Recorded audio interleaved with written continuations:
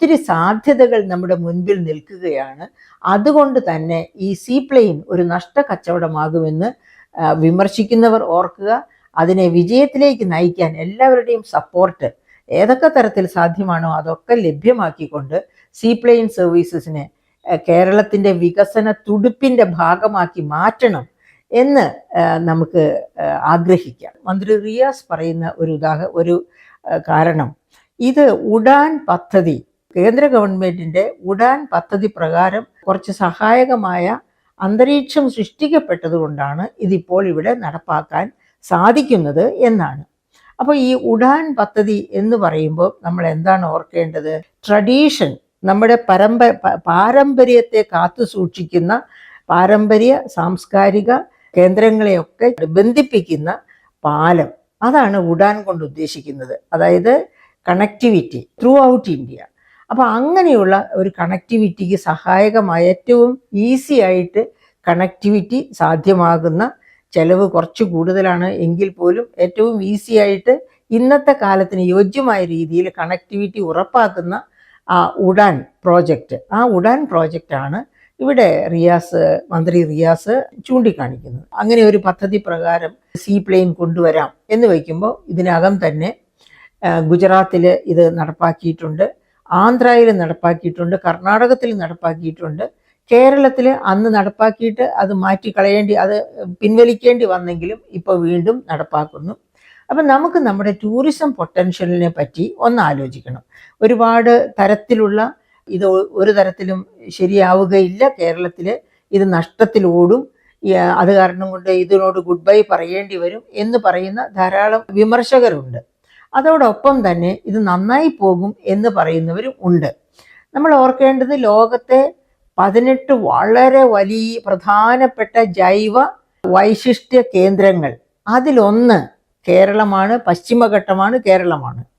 അപ്പോൾ ആ ഒരു ജൈവ വൈശിഷ്ട്യ മോഡലിൻ്റെ ഉടമയാണ് കേരളം, അല്ലെങ്കിൽ ആണ് കേരളം എന്നതുകൊണ്ട് തന്നെ ഇവിടെ എല്ലാ സ്ഥലങ്ങളും, കേരളത്തിൻ്റെ മുഴുവൻ സ്ഥലം തെക്ക് മുതൽ വടക്ക് വരെ, മീൻസ് 590 കിലോമീറ്റർ കടൽ തീരമുണ്ട്, ഇഷ്ടം പോലെ കായലുകളുണ്ട്. അപ്പോൾ ഈ സീപ്ലെയിൻ എല്ലാം സീയിലൂടെ, അല്ലെങ്കിൽ കായൽ ടു കായൽ അങ്ങനെ വേണമെന്നില്ല.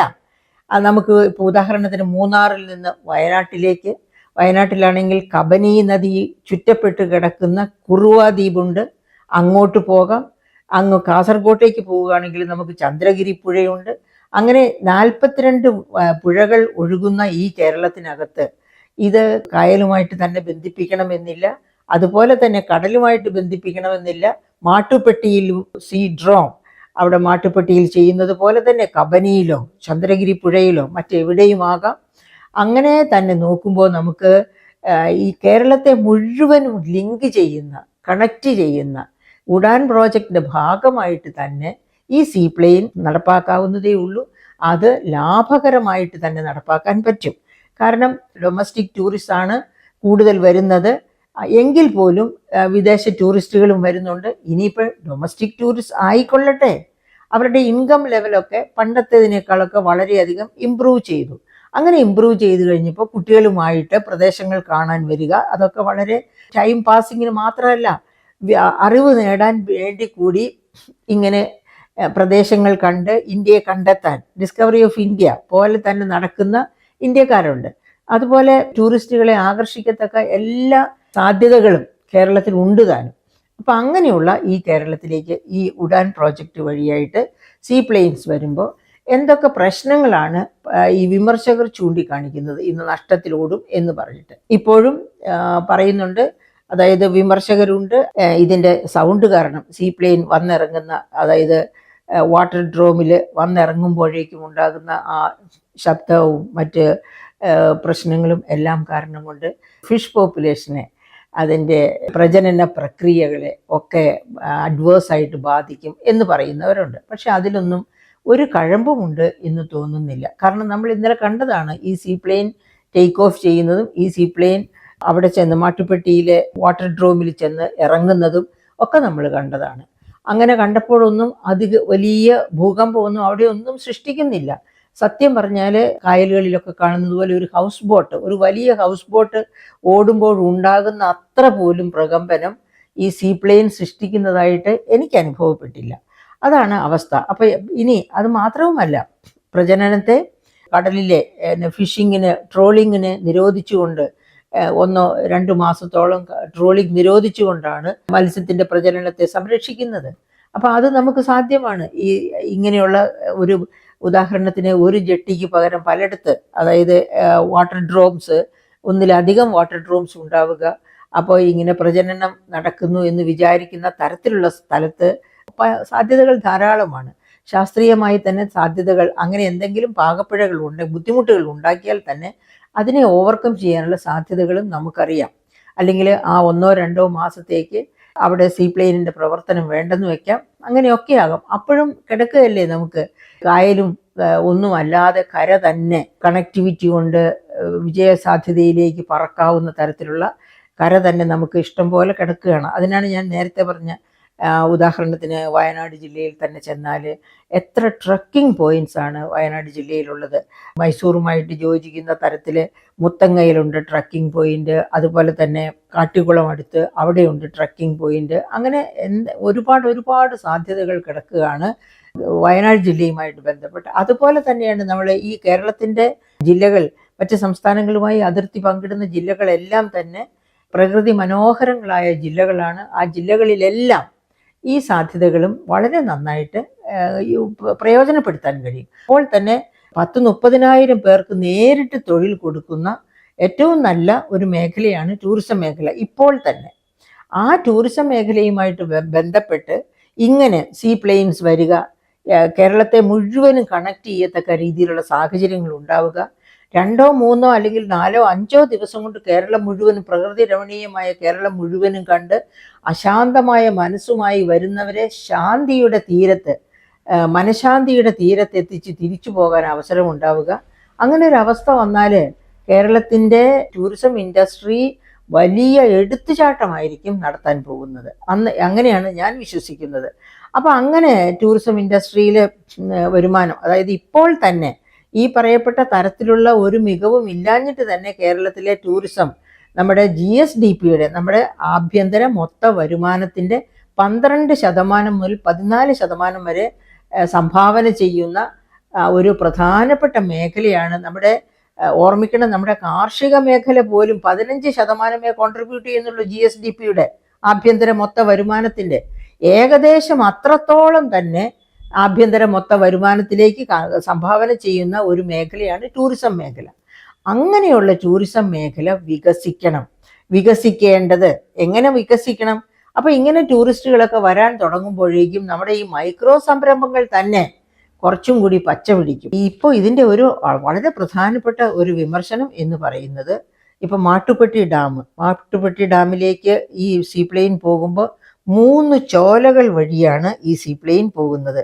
ഏതൊക്കെയാണ് ആ 3 ചോലകൾ? മന്നവൻ ചോല, ആനമുടി ചോല, മതികെട്ടാൻ ചോല. ഈ 3 ചോലകൾ വഴി മാട്ടുപ്പെട്ടി റിസർവോയറിലേക്ക് ചെന്ന് വാട്ടർ ഡ്രോമിലേക്ക് ഇത് ലാൻഡ് ചെയ്യുന്നു എന്നാണ് ഉദ്ദേശിക്കുന്നത്. അപ്പം അങ്ങനെ, അതായത് ആലപ്പുഴയിൽ നിന്നോ കൊച്ചിയിൽ നിന്നോ ഒക്കെയാണ് പോകുന്നത് എങ്കിൽ തന്നെയും മാട്ടുപ്പെട്ടി ഡാമിലെ വാട്ടർ ഡ്രോമിലേക്ക് ഇത് ചെന്ന് ലാൻഡ് ചെയ്യണം എന്നുണ്ടെങ്കിൽ ഈ ചോലകൾ വഴി പോകണം എന്ന് വച്ചാൽ വന്യമൃഗ സമ്പുഷ്ടമായ ചോലകളാണ് ഈ പറയപ്പെട്ടതൊക്കെ. അപ്പോൾ എന്ത് സംഭവിക്കുന്നു? വന്യമൃഗങ്ങളുടെ ജീവിതത്തിന്, അത് മാത്രവുമല്ല, പ്രത്യേകിച്ച് പറയുന്നുണ്ട്, ഈ മാട്ടുപ്പെട്ടി റിസർവോയറിലൂടെയാണ് ആനകൾ ഇക്കരെ നിന്ന് ഇക്കരയ്ക്ക് പോകുന്നത്. അതായത് ഒരു ചോലയിൽ നിന്ന് ഈ ചോലകളൊക്കെ കഴിഞ്ഞ് മറുകരയിലേക്ക് പോകുന്നത് പിന്നെ മാട്ടുപ്പെട്ടി റിസർവോയർ വഴിയാണെന്നും പറയുന്നുണ്ട്. അപ്പോൾ അതിൻ്റെ ആനയുടെ ആനത്താരയെ ശല്യപ്പെടുത്തുന്നു. അതുപോലെ തന്നെ ഈ ചോലകളിൽ ജീവിക്കുന്ന എല്ലാത്തരം വന്യമൃഗങ്ങൾക്കും ഈ ശബ്ദം കൊണ്ടും മറ്റെല്ലാ തരത്തിലും കൂടുതൽ ആൾക്കാർ വരുന്നു പോകുന്നു. അതുപോലെ തന്നെ എപ്പോഴും ഇങ്ങനെ ശബ്ദത്തിൻ്റെ പ്രശ്നങ്ങൾ, ഇതൊക്കെ കാരണം കൊണ്ട് ശല്യമുണ്ടാകും എന്നാണ് ഫോറസ്റ്റ് വിഭാഗത്തിൽ നിന്ന്, ഫോറസ്റ്റ് ഡിപ്പാർട്ട്മെൻറ്റിൽ നിന്നും ഒക്കെ, അതുപോലെ തന്നെ ഈ വന്യമൃഗ സ്നേഹികളിൽ നിന്നും ഒക്കെ വരുന്ന വിമർശനം. ആദ്യം അഷ്ടമുടി കായലിൽ സീപ്ലെയിൻ തുടങ്ങിയപ്പോൾ ഫിഷ് ഫോക്കായിരുന്നു, അതായത് ഫിഷർമെൻ ഫോക്കായിരുന്നു ഞങ്ങളുടെ ജീവനോപാധിയാണ് തടസ്സപ്പെടുത്തുന്നത് എന്ന് പറഞ്ഞ് അതിനെതിരായിട്ട് നിന്നത്. അന്നത് പാടെ നിർത്തി കളഞ്ഞു. ഇപ്രാവശ്യവും പക്ഷെ മന്ത്രി റിയാസ് പറയുന്നത് ഇൻ കോഴ്സ് ഓഫ് ടൈം കായലുകളുമായിട്ടും ഇത് ലിങ്ക് ചെയ്യും. അതായത് കണക്ടിവിറ്റിക്ക് വേണ്ടി, ഉഡാൻ കണക്ടിവിറ്റിക്ക് വേണ്ടിയാണ് ഈസി പ്ലെയിൻ കൊണ്ടുവരുന്നത്. കായലുകളിലേക്ക് എക്സ്റ്റെൻഡ് ചെയ്യും. മാട്ടുപ്പെട്ടി റിസർവോയർ പോലെ തന്നെ, അതുപോലെ ചന്ദ്രഗിരി പുഴ പോലെ, കബനി പോലെ, അങ്ങനെ എല്ലാ ഭാഗത്തേക്കും ഇതിനെ കൊണ്ടുപോകും എന്നാണല്ലോ പറയുന്നത്. അപ്പോൾ ഈ പറയപ്പെട്ട എല്ലാ ഭാഗങ്ങളിലും ഇവിടെ ഈ നേരത്തെ പറഞ്ഞ മന്നവൻ ചോലയും ആനമുടി ചോലയും മതികെട്ടാൻ ചോലയും ഉള്ളതുപോലെ തന്നെ നമ്മൾ വേറെ ഏത് ഭാഗത്ത് ചെന്നാലും അവിടെയൊക്കെ ധാരാളം വന്യമൃഗങ്ങൾ ജീവിക്കുന്ന ഇടങ്ങളാണ്. അപ്പോൾ അങ്ങനെയുള്ള ഇടങ്ങളിലേക്ക് ചെല്ലുമ്പോൾ എന്ത് സംഭവിക്കും? ഇത് പ്രശ്നമാവുകയില്ലേ? വന്യമൃഗങ്ങളുടെ ശല്യം കൂടുതലാവുകയില്ലേ? മനുഷ്യ സങ്കേതങ്ങളിലേക്ക് അവ കൂടുതലായിട്ട് കടന്നു വരികയില്ലേ? ഇങ്ങനെയൊക്കെയുള്ള വിമർശനങ്ങൾ ധാരാളമായിട്ട് ഉയർന്നു വരുന്നുണ്ട്. അപ്പോൾ വയനാട് ജില്ലക്കാരിയായ എനിക്ക് മുത്തങ്ങയെ വെച്ച് ചില കാര്യങ്ങൾ പറയാൻ പറ്റും. മുത്തങ്ങ എന്ന് പറയുന്ന ഒരു ആനത്താര നമ്മൾ ഓർക്കണം. നൂറ്റാണ്ടുകൾ പഴക്കമുള്ള പശ്ചിമഘട്ട നിരയിലെ ഏറ്റവും ലോങ് ആയിട്ടുള്ള ആനത്താരയാണ് മുത്തങ്ങ ആനത്താര. എന്താണ് പശ്ചിമഘട്ട നിരയുടെ അങ്ങേ അറ്റത്തുനിന്ന് മുതൽ ഇങ്ങേ അറ്റത്തുള്ള ഈ ആനത്താര, അതായത് ഈ മുത്തങ്ങ വരെ ആന വരാൻ കാരണം, ആന ഇങ്ങനെ കൂട്ടമായി സഞ്ചരിച്ച് വരാൻ കാരണം എന്താണ്? കാരണം വേറൊന്നുമല്ല, വരൾച്ച വരുന്ന സാഹചര്യങ്ങളിൽ മുത്തങ്ങ ഉൾപ്പെടുന്ന ഭാഗത്ത് നൂൽപ്പുഴ പഞ്ചായത്ത്, വയനാട്ടിലെ ഒരു പഞ്ചായത്താണ് നൂൽപ്പുഴ പഞ്ചായത്ത്. ആ പഞ്ചായത്തിലെ ഒരു പുഴയാണ് നൂൽപ്പുഴ. ഒരിക്കലും വെള്ളം വറ്റാത്ത നൂൽപ്പുഴ ആണ് ആനകളുടെ ലക്ഷ്യം. അങ്ങനെ പശ്ചിമഘട്ടത്തിൻ്റെ അങ്ങേ ഭാഗത്ത് നിന്ന് നൂൽപ്പുഴ വരെയും ഈ പറയപ്പെട്ട മുത്തങ്ങ വഴി, അപ്പോൾ ആനയ്ക്കൊരു ഒരു നിർബന്ധമായ ഒരു വഴിയുണ്ട്. ആ വഴി അവരുടെ തലമുറകൾ കാത്തു സൂക്ഷിക്കുന്ന ഒരു വഴിയാണ്. അങ്ങനെ ആ മുത്തങ്ങ വഴി അവ വരുന്നു, വെള്ളം കുടിക്കുന്നു, തിരിച്ചു അങ്ങനെ തന്നെ പോകുന്നു. കുറേ സമയത്തൊക്കെ ആ മുത്തങ്ങ ആ വനമേഖലയിൽ ആനയുണ്ടായിരിക്കും. ഇപ്പോൾ മുത്തങ്ങയിൽ ട്രക്കിംഗ് പോയിന്റ് പോലും ഉണ്ട് ഈ ടൂറിസ്റ്റുകളെ സന്തോഷിപ്പിക്കാനായിട്ട്. അപ്പം അവിടെ മുത്തങ്ങയിൽ എന്ത് പ്രശ്നമുള്ളത്? മുത്തങ്ങയിൽ പ്രശ്നമുണ്ട്.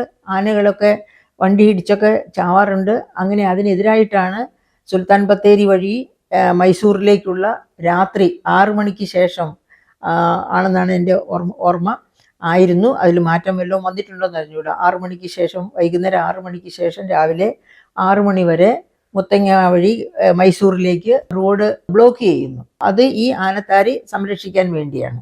അതായത് ആനകൾ അവിടെ വണ്ടി ഇടിച്ച് ചാകാതിരിക്കാൻ വേണ്ടിയാണ്. അപ്പം അതുപോലെയുള്ള സൗകര്യങ്ങൾ ഈ ആനത്താരയാണ്. ഈ പറയപ്പെട്ട മാട്ടുപ്പെട്ടി റിസർവോയറിൽ ഒരു ആനത്താരയുണ്ടെങ്കിൽ ആനത്താരയുടെ അപ്പുറത്തോ ഇപ്പുറത്തോ, അതായത് ആനത്താര ഒരു പ്രത്യേക മേഖല കാണുമല്ലോ, ആ മേഖലയുടെ അപ്പുറത്ത് വാട്ടർ ഡ്രോം ആക്കാം. അങ്ങനെയുള്ള സൗകര്യങ്ങളൊക്കെ ചെയ്യാൻ പറ്റും. അങ്ങനെ ഏത് തരം വന്യമൃഗ സംഘർഷം ഉണ്ടാകും എന്നാണെങ്കിലും അതിന് പരിഹാരം കാണാൻ പറ്റും. അതിന് പരിഹാരം കാണുക എന്നുള്ളതിന് പകരം ഈ പ്രോഗ്രാം തന്നെ വിട്ടുകളയണം എന്ന് പറയുന്നതിൽ ഒരു എന്താ പറയുക അർത്ഥവുമില്ല. അത് മാത്രവുമല്ല, ഇത് കേരളത്തിൻ്റെ റവന്യൂ. നമുക്കറിയാം കേരളം ഇപ്പോൾ ധനപ്രതിസന്ധി എത്ര രൂക്ഷമായിട്ടിരിക്കുകയാണെന്ന്. ആ രൂക്ഷത മുഴുവനും ഇപ്പോൾ ഈ സീപ്ലെയിൻ കൊണ്ടുവന്ന മാറുമെന്നല്ല ഞാൻ പറയുന്നത്. പക്ഷെ നമുക്ക് ഏതൊക്കെ തരത്തിലാണ് കേരളത്തിൻ്റെ വരുമാനം വർദ്ധിപ്പിക്കാൻ കഴിയുന്നത് എന്ന് ആലോചിക്കേണ്ട ഒരു സമയത്തെത്തിയിരിക്കാതെ ആ ഘട്ടം അവസാനിക്കാറായിരിക്കുകയാണ്. നമ്മൾ കടക്കണിയിലേക്ക് പോകാറായിട്ടിരിക്കുകയാണ്. അപ്പോൾ അങ്ങനെയുള്ള ഒരു സാഹചര്യത്തിൽ എങ്ങനെയൊക്കെയാണ് നമുക്ക് സാധ്യത വരുമാനം വർദ്ധിപ്പിക്കാൻ? വ്യവസായങ്ങൾ ഈ പറഞ്ഞ കണക്ക് ക്യാമ്പസുകളിലൊക്കെ തുടങ്ങി പതുക്കെ ഒരു വ്യാവസായിക അടിത്തറയൊക്കെ നമുക്ക് ഉണ്ടാക്കാൻ പറ്റിയേക്കും. പക്ഷെ അത് കൂടുതൽ സമയമെടുക്കും. പക്ഷെ ഇത് എന്ന് പറയുമ്പോൾ കുറച്ചും കൂടി ഈസിയാണ്. ഇപ്പം തുടങ്ങിക്കഴിഞ്ഞു, അതിന് ആക്കം കൂട്ടാവുന്നതേ ഉള്ളൂ. അപ്പോൾ ഇങ്ങനെ വന്യമൃഗ പ്രശ്നങ്ങൾ ഉണ്ടാകും, മത്സ്യത്തിൻ്റെ പ്രജനന പ്രശ്നങ്ങൾ ഉണ്ടാകും എന്നൊക്കെയുള്ള കാരണങ്ങൾ പറഞ്ഞ് ഇതിന് തടസ്സം സൃഷ്ടിക്കാതെ ഈ പ്രശ്നങ്ങളെ എങ്ങനെ സുഗമമായി പരിഹരിക്കാം എന്ന് ആലോചിച്ച് ആ ആലോചന സർക്കാരുമായിട്ട് പങ്കിടുകയാണ് വേണ്ടത്. നമ്മുടെ ഖജനാവ് നിറയ്ക്കാൻ, അതുപോലെ തന്നെ നമ്മുടെ നാട് ടൂറിസ്റ്റുകളുടെ ഒരു ഇഷ്ടപ്പെട്ട പ്രദേശമായി തീരാൻ കൂടി.